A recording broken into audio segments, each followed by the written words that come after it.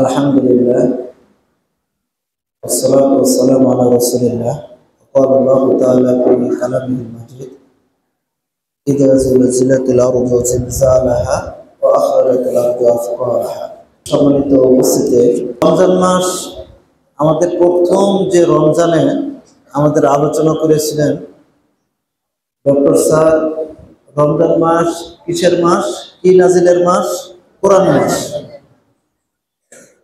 এই মাসে আমরা কোরআন কেন্দ্রিক কিছু আলোচনা করব যেহেতু কোরআনের মাস প্রত্যেকটি যারা সাধারণ ব্যক্তি রয়েছে আলেম না তাদের জন্য অন্তত অল্প কিছু সূরা যে সূরাগুলো মুখস্থ করা প্লাস কি তাফসীর এবং অনুবাদটা জানা কি জরুরি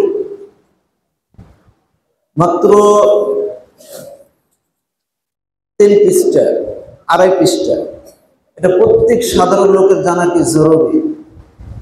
তো যেহেতু রমজান মাস আসেন আমরা কোরআনকে নিয়ে কয়েকটি সূরা মাত্র 2 লাইন কোরআনের দুটি লাইনের আমরা কি আজকে অনুবাদ শিখব।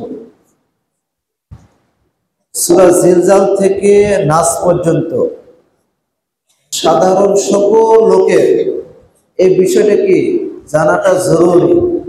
মুখস্থ করতে হবে কয়েকটা সূরা প্লাস কি অনুবাদও জানাটা কি জরুরি।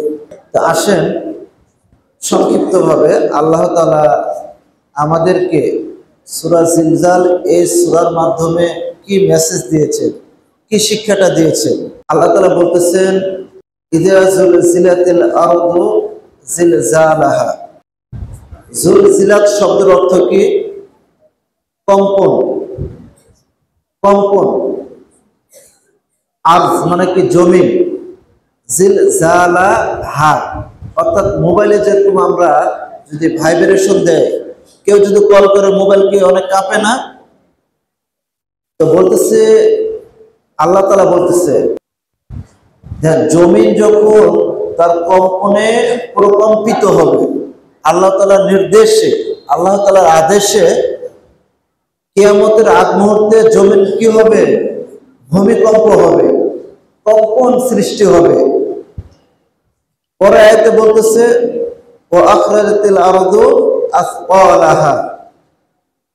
ও আখরাজাত শব্দের অর্থ কি বের করে দেওয়া হবে আর অর্থ কি জমিন আসকালাহা জমিন থেকে ভারী ভারী জিনিসগুলো কি করে দেওয়া হবে বের করে দেওয়া হবে। এই আয়াতের তাফসীর একাধিক তাফসীর এক রকম করেছে। ইবনে কাসির রাহিমাহুল্লাহ তিনি তাফসীর করতেছেন যে জমিন থেকে তার ভারী ভারী জিনিসগুলো বের করে দেওয়া হবে। সেগুলো কি মানুষ যখন স্বাভাবিকভাবে চলে জীবিত থাকে হালকা থাকে অনেক। মানুষ যখন কি মৃত্যুবরণ করে অটোমেটিক কি সে মানুষ কি ভারী হয়ে যায় তাই না। মানুষ ঘুমিয়ে গেলে কি অনেক ভারী হয়ে যায় না। ইবনে কাসির রাহিমাহুল্লাহ বলতেছেন যে জমিন থেকে কিয়ামতের আগ মুহূর্তে যত মৃত্যু দেহ রয়েছে সব কি করে দেবে জমিন বের করে দেবে।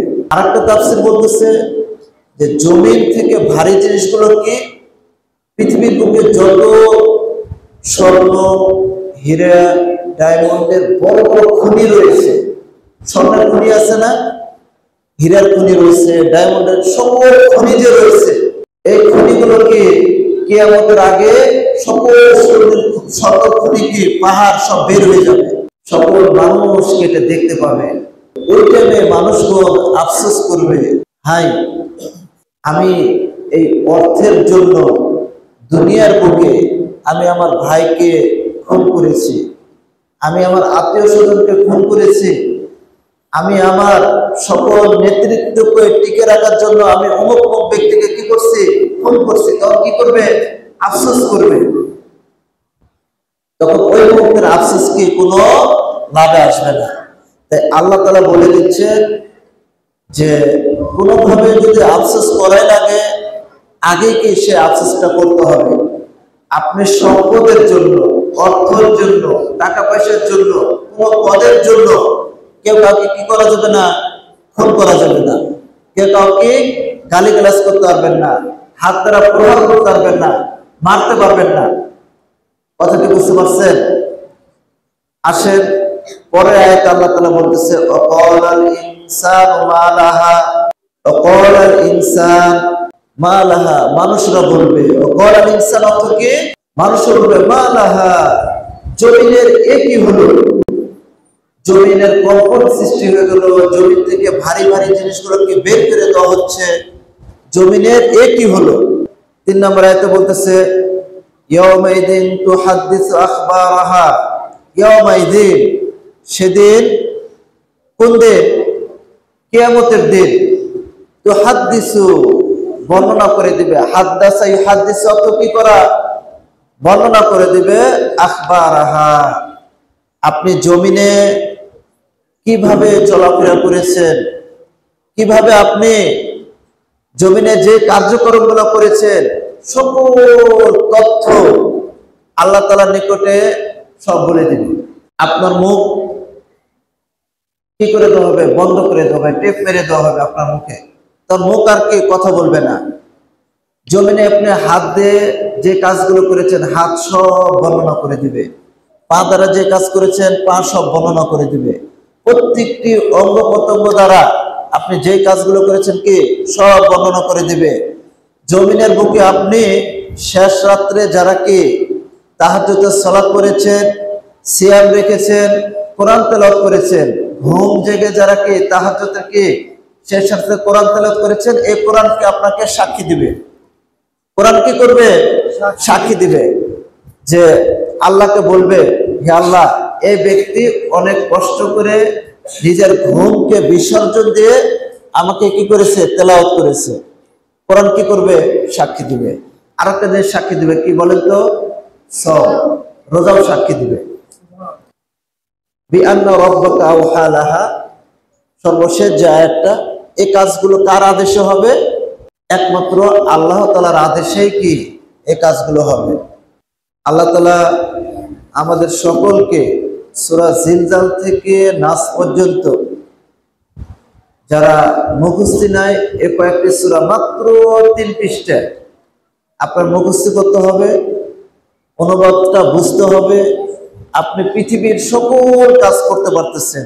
পৃথিবীর 1 মিনিটের বদলে আপনি পৃথিবীর আনাচে কানাচে সকল তথ্য আপনি কি নিতে পারতেছেন। আল্লাহকে কি বলবেন? আপনি ব্যস্ততা দেখাবেন আল্লাহর কাছে?